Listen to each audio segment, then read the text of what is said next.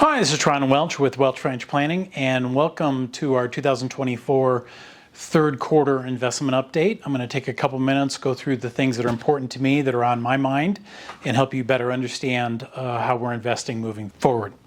So we're going to start with chart one. It is the asset class returns, also known as the quilt chart.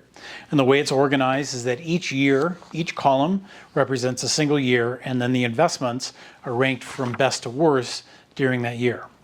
So when we look at year to date of 2024, we see an investment rate of 5.5%. So the number one asset class return for the year is the S&P 500 at a little over 15%, followed by emerging markets and developed markets. Both of those are international holdings, which is a bit of a surprise.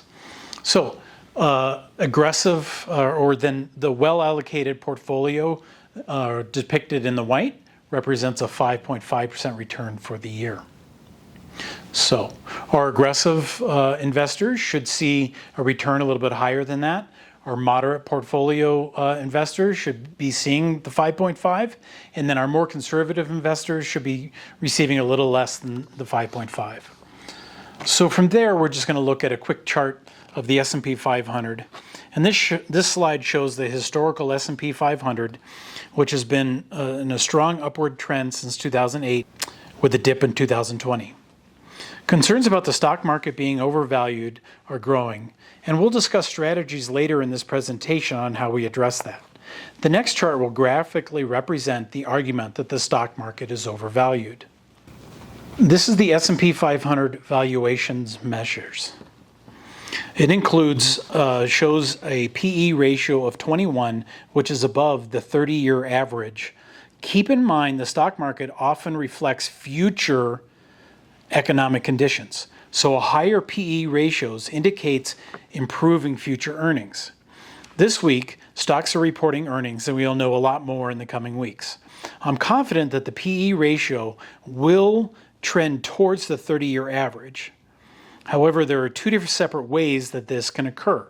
One is through the strength of improved earnings, which is the good news, or the weakness of a declining stock market, which is bad news. Time will tell which one of these scenarios will bring us joy or sadness. But what's on my mind is actually the concentration of values inside the index. On the left-hand side of this chart, the green represents the top 10 stocks, which has a lofty price earnings ratio of 30, while the remaining stocks are at a 17.6 times earnings.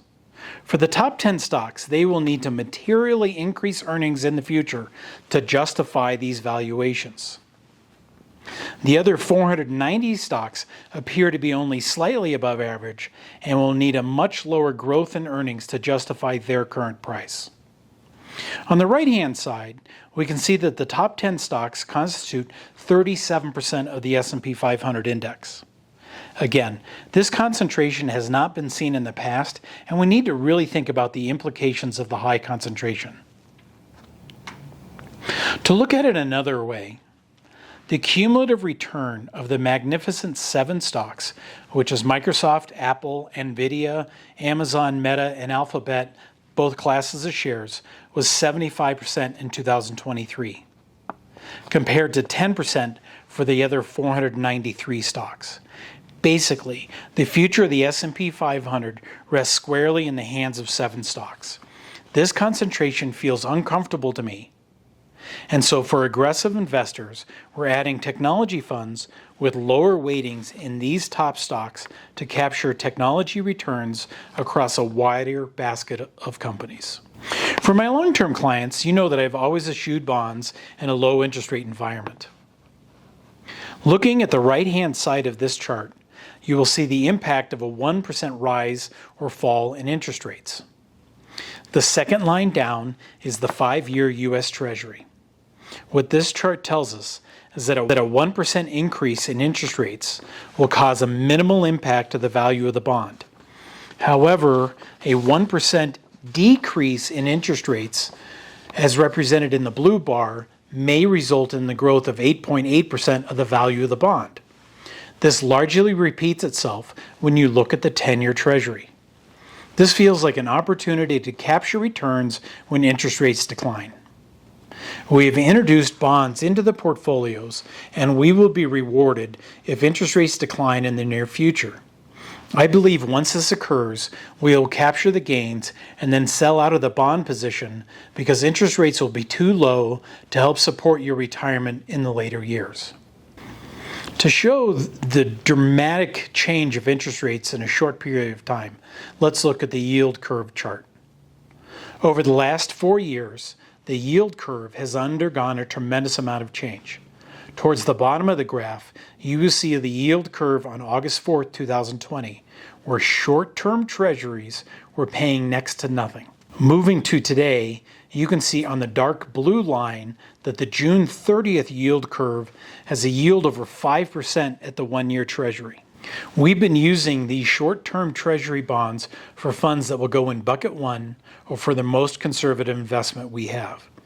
When interest rates decline, these yields will no longer be attractive, and I will have to go hunt for an alternative solution to provide safe returns in a low interest rate environment. As teased earlier in the presentation, let's talk about international stocks. The global earning estimates show the U.S. earnings depicted in the gray line growing significantly, while the colored lines of Japan, Europe, and emerging markets remains relatively flat. On the right-hand side, we return to PE ratios, where you can see the U.S. is significantly above its average, while Japan, Europe, and emerging markets are at or below historical averages. This is the main argument that people who are bullish on international stocks, that these PE ratios will go back to their historical averages and international will outperform the U.S. However, despite this, I'm not convinced that they will outperform the U.S. This conclusion is based on the sector weightings as seen on the next chart. This graph compares the sectors or the different areas of the S&P 500 represented in the dark blue against the international index in the light blue. The U.S. has significantly higher weighting of electronic technology and technology services than the international market. I believe technology will drive the economy for the next 5 to 10 years, and therefore feel that the S&P 500 will continue to outperform the international market. The international market has higher concentration in finance and technology. I believe these will grow, but will not keep pace with technology over the coming years. The importance of doing these quarterly investment updates is certainly to provide you an understanding of how we invest, but also forces me to review what we are doing and to discover new and interesting data. This chart caught my eye, and if we look at the upper right-hand corner, we see the growth of electricity demand associated with crypto mining and artificial intelligence. This growth will put a strain on our electrical grid, and we are now investigating companies that supply electric grid components as a possible investment.